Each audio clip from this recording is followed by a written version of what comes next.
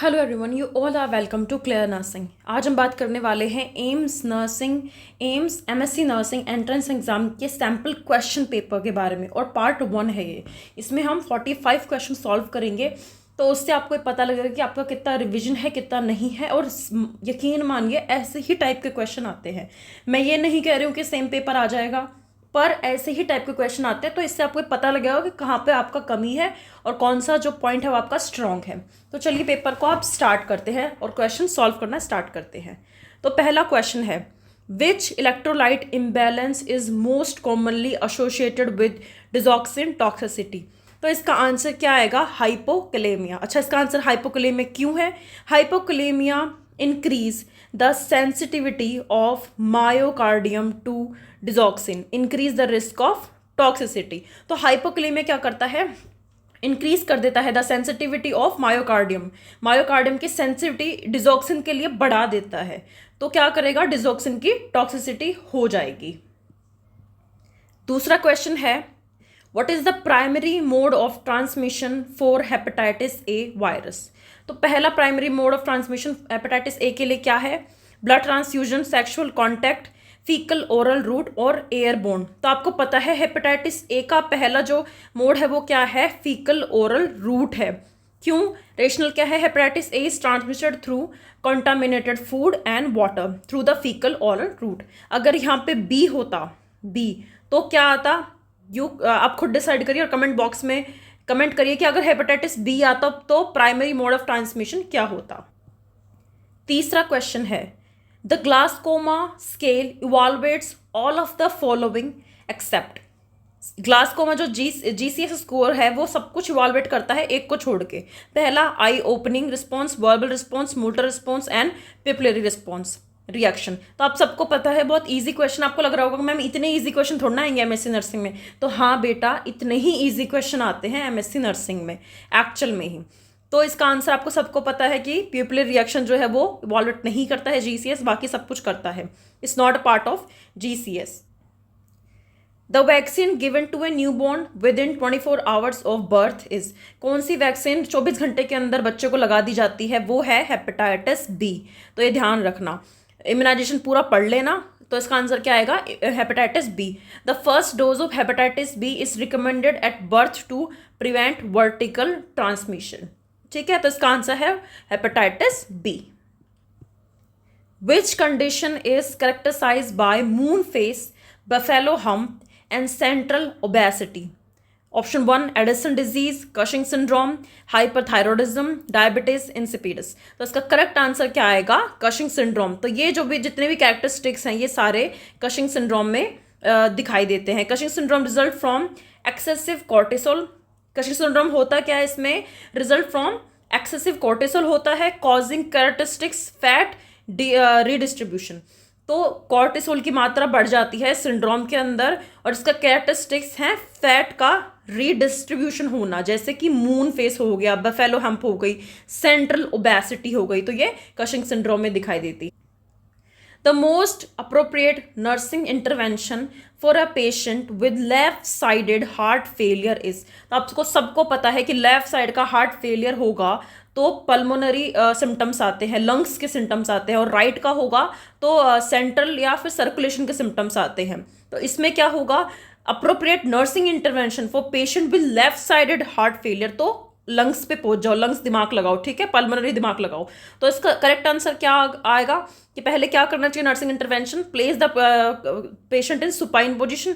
Supine position में लिटाओगे, पहले oxygen administration करोगे, फ्लूइड इनटेक एनकरेज करोगे, या फिर कोल्ड कंप्रेशर करोगे। तो इसका सही आंसर क्या आएगा?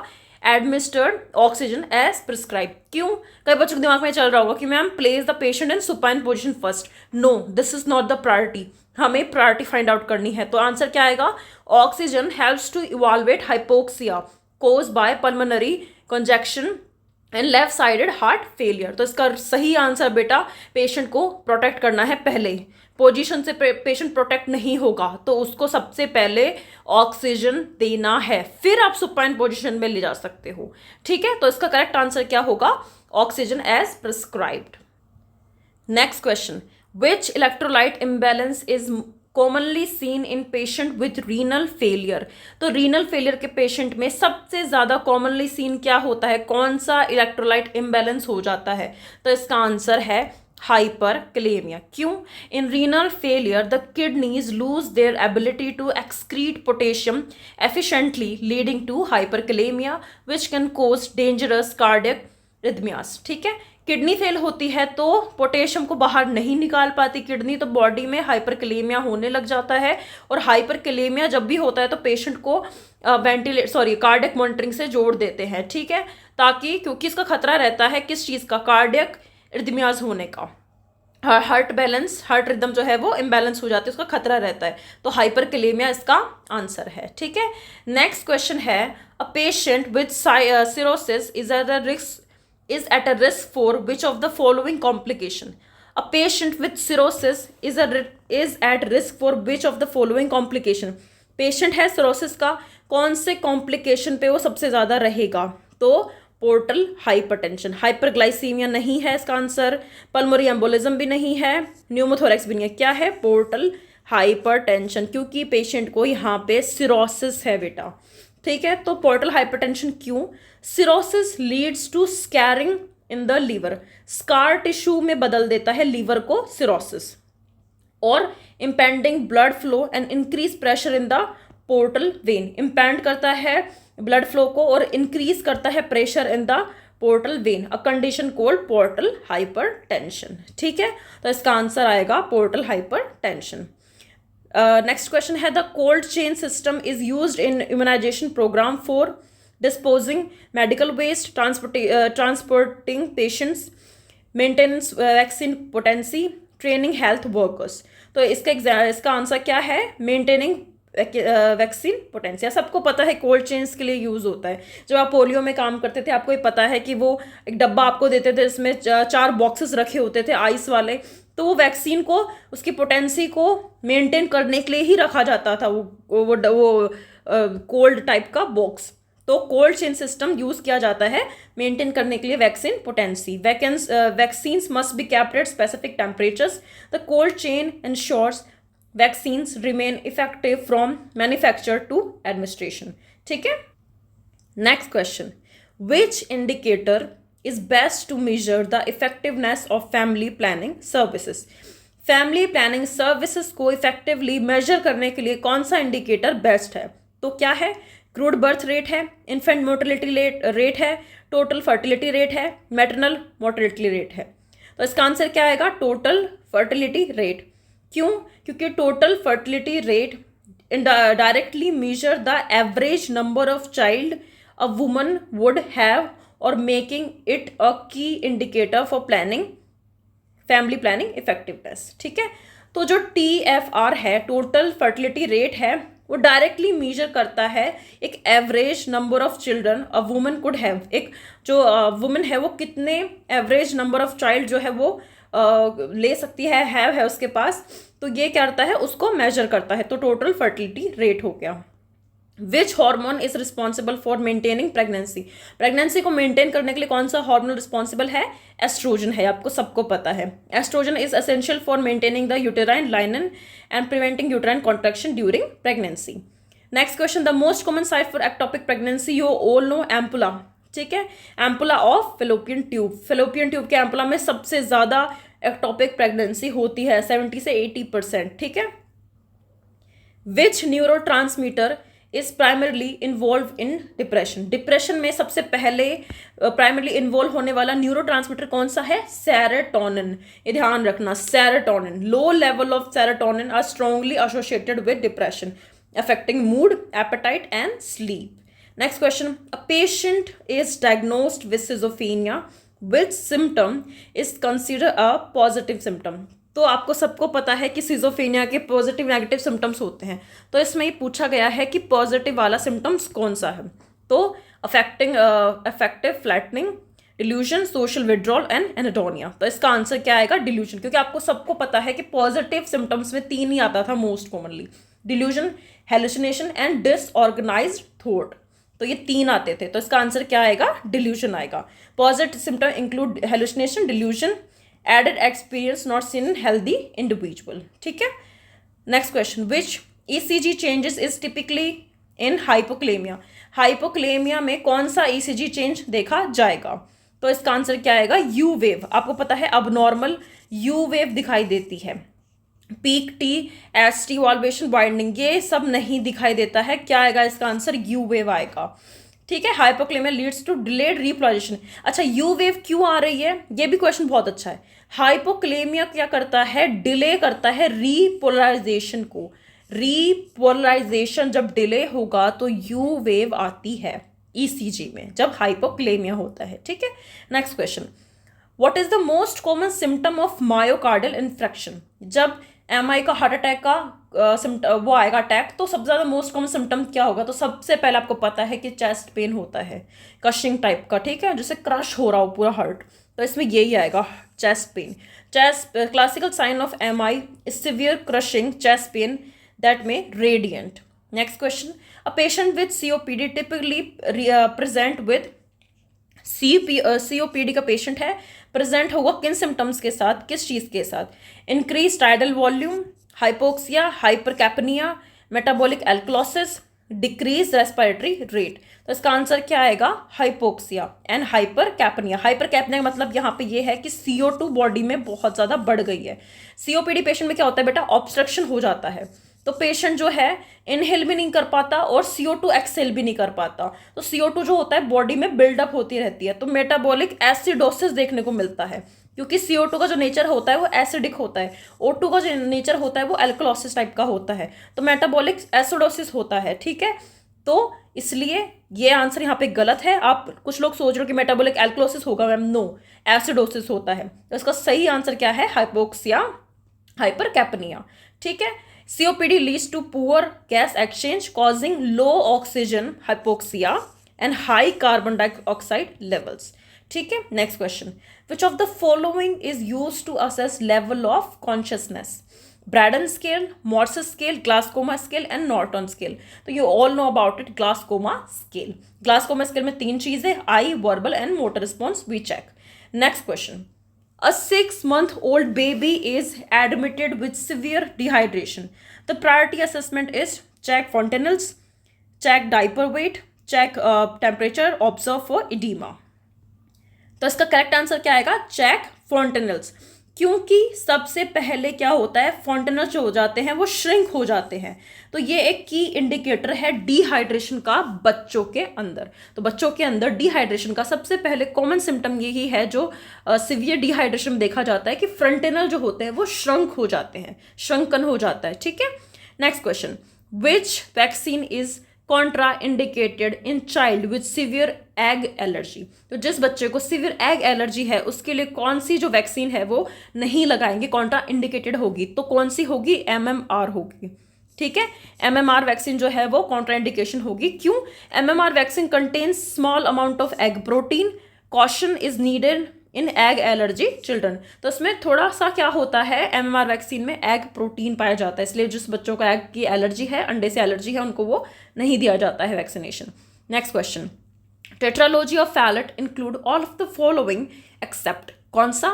Ventricular septal defect, pulmonary stenosis, right ventricular hypertrophy, atrial septal defect. तो इसका आंसर क्या आएगा? Atrial septal defect. ये याद कर लेना ये वाला कि टेट्रालोफैलेट में कौन कौन से इंक्लूडेड होते हैं डिफॉर्मिटी और कौन सा नहीं होता है। ठीक है, तो एट्रियल सेप्टल डिफेक्ट जो है वो नहीं पाया जाता है, बाकी सब होता है। क्या क्या होता है TOF में? TOF में VSD होगा। VSD क्या है? वेंट्रिकुलर सेप्टल डिफेक्ट होगा, पल्मोनरी स्टेनोसिस होगा, राइट वेंट्रिकुलर हाइपरट्रॉफी होगा एंड ओवरराइडिंग अरोटा होगा। ओवरराइडिंग अरोटा होगा, नॉट ASD। ASD नहीं होता, इसकी जगह क्या होता है? VSD होता है। ठीक है, next question, what is the most reliable sign of pregnancy? And amenorrhoea, positive urine test, fetal heart sound, morning sickness. तो कौन सा होगा इसमें most reliable? Fetal heart sound. अरे बेटा, जहाँ बच्चे का आवाज़ ही सुनाई दे गया, बच्चे का हार्ट रेट ही सुनाई दे गया, तो वो सबसे रिलायबल साइन हो गया ना प्रेगनेंसी का। तो यही होगा। यहाँ पे आपको प्राइमरी साइन नहीं पूछा है, यहाँ पे आपको रिलायबल पूछा है। तो रिलायबल में आंसर क्या आएगा? Fetal heart sound. ठीक है, other symptoms are suggestive, fetal heart sound are a definitive positive sign of pregnancy. Next question, a postpartum woman is at greatest risk for hemorrhage during first 24 hours, second week, third week and fourth week. तो postpartum women great risk पे होती है haemorrhage के पहले 24 घंटे के अंदर। ऐसा क्यों? Primary postpartum haemorrhage occurs within the first 24 hours often due to uterine atony. तो यूटेराइन क्या हो जाता है? एटोनी हो जाती है। इस कारण फर्स्ट 24 आवर्स में मेजरली खतरा रहता है हेमरेज होने का। ठीक है, next question. The antidote of heparin overdose is, ये आपको सबको पता है, पोटामिन सल्फेट। पोटामिन सल्फेट जो है वो न्यूट्रलाइज कर देता है एंटी कोगुलेंट इफेक्ट को ऑफ हिपेरिन। तो इसका आंसर क्या होगा? प्रोटामाइन सल्फेट होगा। Next question. The most common complication of prolonged hypertension is glaucoma, stroke, hepatic failure and pancreatitis. तो इसका आंसर क्या होगा? स्ट्रोक होगा। The most common complication of prolong hypertension, बहुत टाइम से हाइपरटेंशन है तो उसका कॉम्प्लिकेशन क्या होगा? पेशेंट को स्ट्रोक आ सकता है।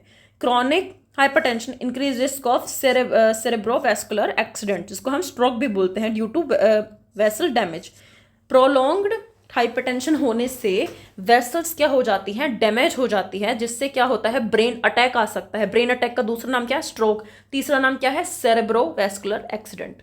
Next question. The best position for patient with increase intracranial pressure, इसको ICP है, उसका बड़ा हुआ है, उसके लिए बेस्ट पोजीशन क्या होगी? Head elevated 30 degree. ठीक है, अच्छा ये आंसर क्यों आया हेड इवॉल्वेड 30 डिग्री? क्योंकि बेटा ICP क्या है? इंट्राक्रेनियल, क्रेनियल के अंदर प्रेशर बढ़ा हुआ है। क्यों? वहाँ पे फ्लूइड एक्यूमुलेशन हो रहा है। तो फ्लूइड को हम कम करेंगे, वो फ्लूइड को हम हर्ट की ओर लेके आएंगे, तो हम 30 डिग्री बेड को इवॉल्वेट करेंगे ताकि जो वीनस ड्रेनेज है वो ब्रेन से हर्ट की तरफ मूव करे, तो वहाँ पे प्रेशर कम हो जाएगा। इसलिए head elevation 30 degree is the answer. Next question. A priority nursing intervention for a patient with chest tube drainage is, एक प्रायोरिटी इंटरवेंशन क्या होगा पेशेंट के लिए जिसको चेस्ट ट्यूब लगी हुई है, ड्रेनेज हो रहा है? Keep the drainage system eight chest level, ठीक है, clamp the tube hardly, ensure system is below chest level, suction every 2 hours. तो सबसे इंपॉर्टेंट बात यहाँ पे ये है कि ट्यूब को कभी भी क्लैम्प नहीं करते हैं, चेस्ट ट्यूब ड्रेनेज की, कंटिन्यूस उसमें से फ्लूइड आता रहता है। ठीक है, तो इसका आंसर क्या होगा? Ensure system is below chest level, chest के ऊपर नहीं होना चाहिए, चेस्ट के नीचे होना चाहिए। रेशनल क्यों हो? क्योंकि ग्रेविटी, ड्रेनेज जो होता है ना बेटा, वो ग्रेविटी से नीचे आता है। तो आपने ऊपर कर दिया अगर चेस्ट से ऊपर या चेस्ट के लेवल तक, तो ग्रेविटी से काम नहीं होने वाला है।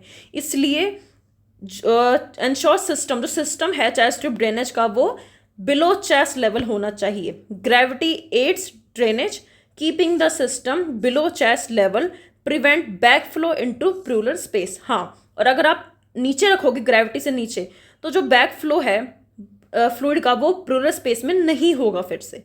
तो ये इसका रेशनल है। Next question. Which sign is most specific to appendicitis, appendicitis से मोस्ट स्पेसिफिक साइन कौन सा है? तो क्या होगा इसका answer? Rebound tenderness in RLQ। ठीक है, अब ये रीबाउंड टेंडरनेस क्या होता है मैडम? आप जब टच करोगे और वापस रिलीव करोगे हैंड को वहाँ से, तो आपको रीबाउंड, वापस से टेंडरनेस देखने को मिलेगी।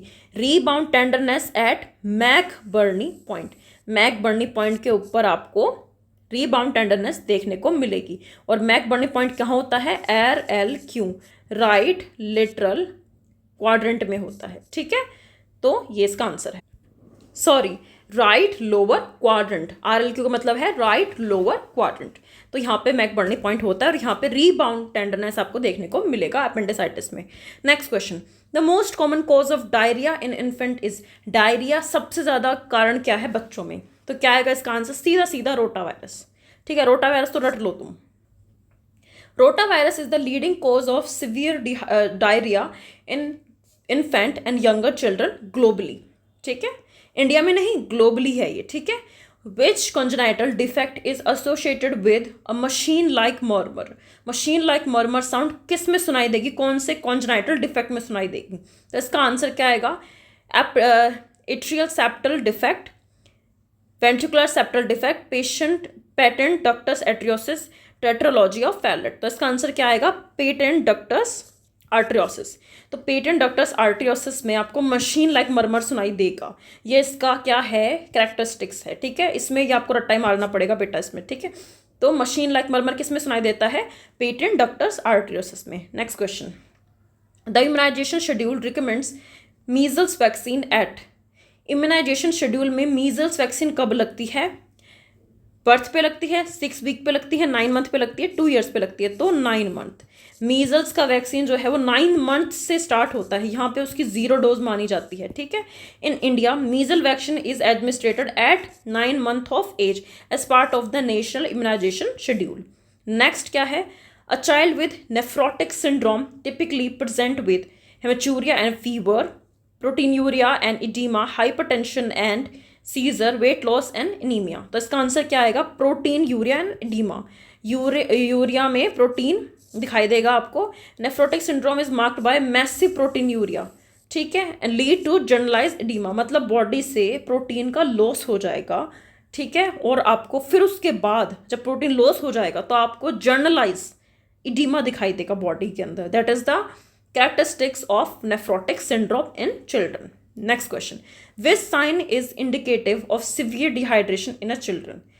तो dry mouth, decrease urine output, sunken eyes and delayed skin pinch, irritability.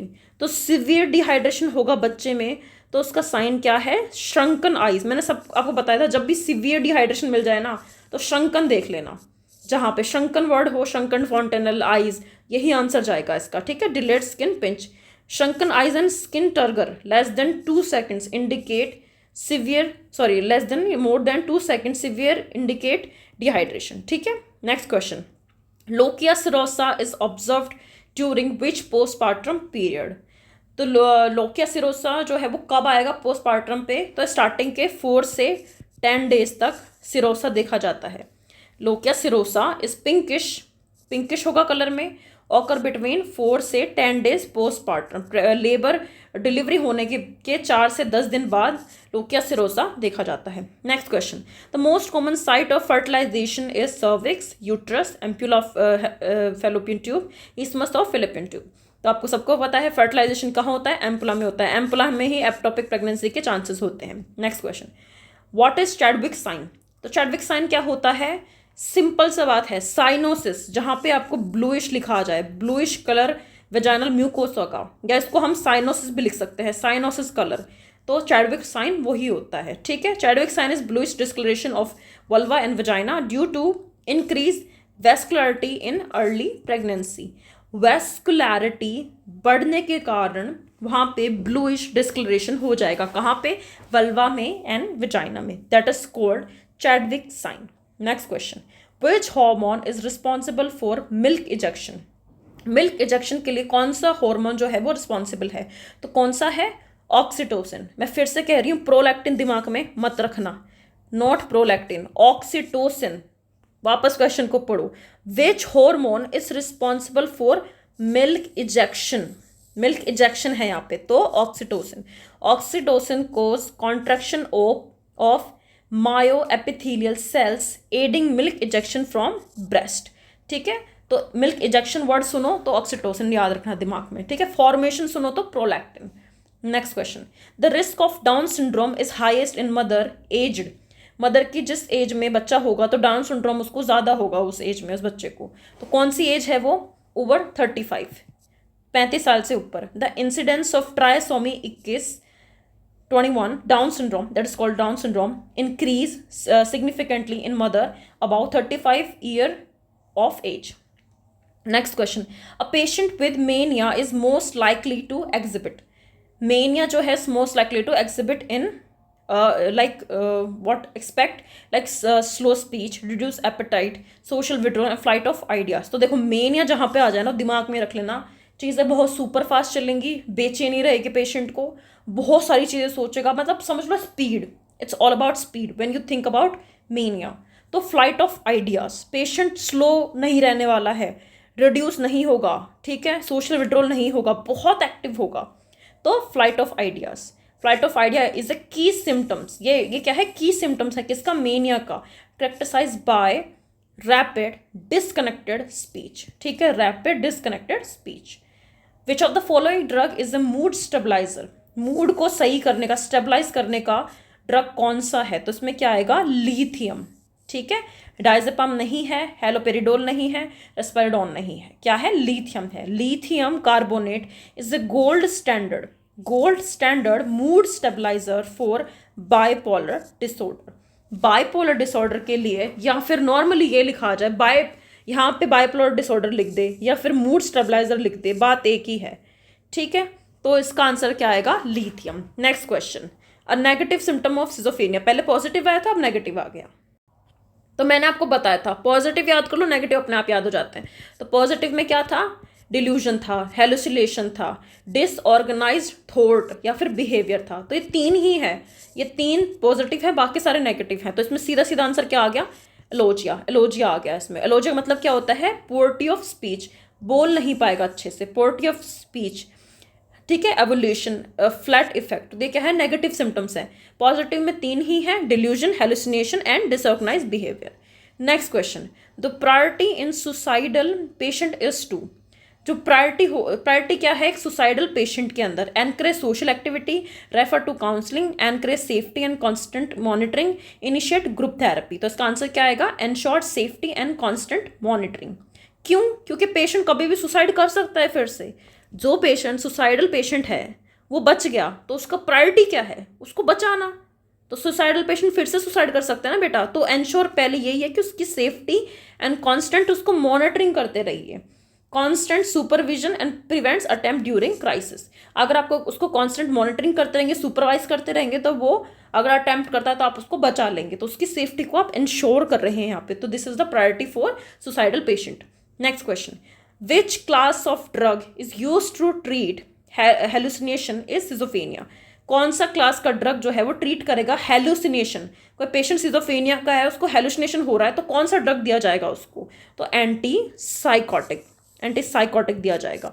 Antipsychotic are the primary drug use to manage hallucination and delusion in psychotic disorders. Next question, what is the expected duration of each contraction during active labour. Active labour के दौरान each contraction का duration क्या होगा? तो क्या होगा? 30 से 60 second होगा। 30 से 60 सेकेंड मतलब 1 मिनट, आधा मिनट और 1 मिनट हो गया।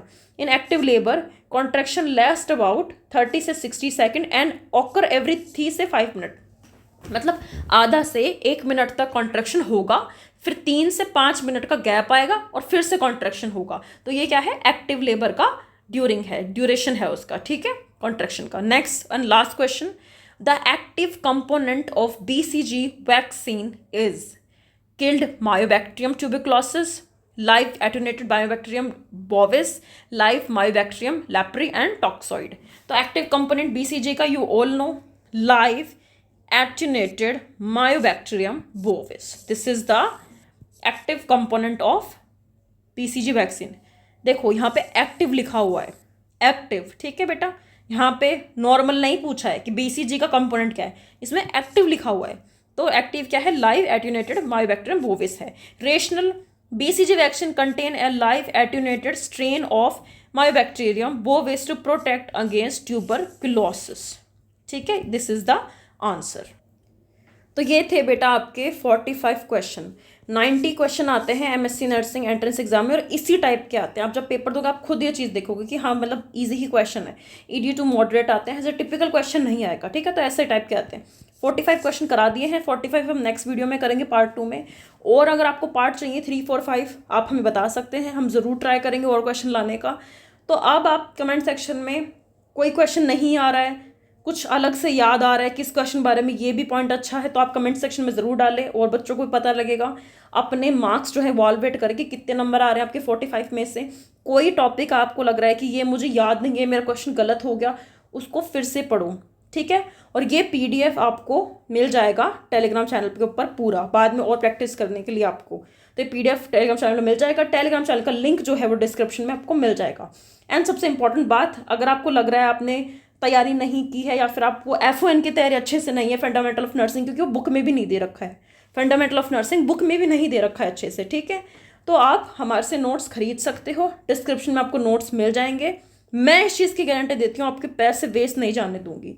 जो मैंने नोट्स डिस्क्रिप्शन में है वो अगर आप पढ़ लोगे एक बार, इस चीज़ की गारंटी देती हूँ, not for MSc nursing, not SET, ESIC, DSSB, हर एक एग्ज़ाम के लिए हमारे नोट्स सबसे ज़्यादा सफिशेंट है। आपके पैसे वेस्ट नहीं जाएंगे, यकीन माने। तो आप चाहें तो लिंक से, डिस्क्रिप्शन में लिंक डाल देंगे, उसमें जाके आप खरीद सकते हैं। हमारे पास pediatrics, FON, psychiatric and pharma and with photos के इमेज बेस्ड क्वेश्चन के भी नोट्स हैं। तो ये पांचों नोट्स आप बाय कर सकते हैं, आपको बहुत बेनिफिट होगा और हर एक एग्जाम के लिए बहुत इंपॉर्टेंट है बेटा। आपको कोई पीआर यादव, आपको एनक्लेक्स कुछ भी पढ़ने का जरूरत नहीं है, और प्रैक्टिस हम आपको क्वेश्चन की हम करवा ही रहे हैं। ये पीडीएफ टेलीग्राम पे मिल जाएगा, टेलीग्राम का लिंक भी मिल जाएगा डिस्क्रिप्शन में। नोट्स खरीदने हो तो आप नोट्स खरीदें, और आपको नहीं पता कि कैसे डाउनलोड करें खरीदने के बाद, तो नंबर बता रही हूँ मैं आपको, 9116765424। इस नंबर पे हमें मैसेज कर दे कि मैम मैंने नोट्स खरीद लिए हैं, प्लीज़ आप मुझे पीडीएफ प्रोवाइड करा दीजिए। विद इन 5 to 10 मिनट्स हम आपको पीडीएफ प्रोवाइड करा देंगे after verification of your purchase. तो this is all about MSc nursing entrance exam. Part 2 जल्दी आएगा, तैयारी करते रहिए। कोई भी प्रॉब्लम हो, कैसी भी चिंता हो, इस नंबर पे कांटेक्ट कर सकते हो। कुछ भी पूछना हो आपका एमएससी नर्सिंग के बारे में, हम हमेशा अवेलेबल हैं आपके लिए। तो this is the video and question answers. मिलते हैं पार्ट 2 में, एंड पार्ट 2 के बाद 3, 4 भी चाहिए तो प्लीज़ कमेंट सेक्शन में बताइए। तो thank you and thank you so much. Preparation जारी रखिए, ज़रूर सिलेक्शन होगा आपका एम्स में। एम्स एमएससी नर्सिंग में आपका ज़रूर स्वागत होगा। तो this is for the video. Thank you and thank you so much guys.